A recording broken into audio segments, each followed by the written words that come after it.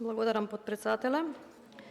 Почитувани колеги од опозицијата, навистина е разочарувачки што и кога се носи закон кој што директно го засега секое дете во државата, повторно сведочиме на вашата деструктивна логика.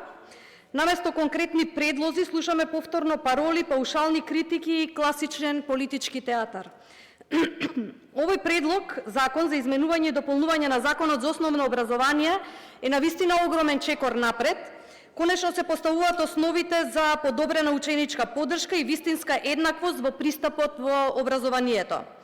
Но вас тоа не ве интересира, важно ви е само блокада, дестабилизација, важно ви е како да го представите секој напредок како некоја опасност. Вашиот пристап не само е неконструктивен, туку е навистина и штетен. Наместо да работиме заедно на закон што ќе влијае врз иднината на илјадници деца, вие избирате да го користите овој процес за ефтини политички поени и тоа е навистина многу лицемерно. Ви порачувам, образованието не е место за саботажа и популизам и ако не сакате да помогнете, барем немојте да правите штета. Историјата ќе ве памети не по тоа што сте го спречиле, туку и по тоа што не сте се обиделе ништо да изградите. Повторно, како и при други суштински реформи, сведочиме на истата шема критикување без конкретна содржина, забелешки без аргументи и постојано подкопување на напорите за системски напредок. Наместо да се фокусирате на овие важни елементи, вие упорно се држите до флоскули и манипулации, ширите страв кај граѓаните и создавате отпор кон секоја реформа без да поднудите алтернатива.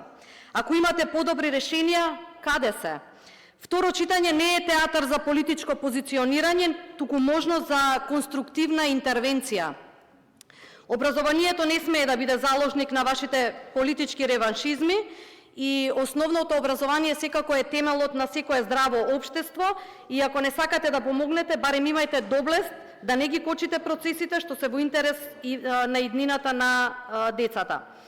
Навистина со овие амандмани се отвара простор за автоматско вработување без систем на селекција преку јавни огласи, ги занемарувате процедурите и критериумите за квалитет во наставата и може да создаде нееднаквост и незадоволство кај други кандидати што се појавуваат по редовни постапки.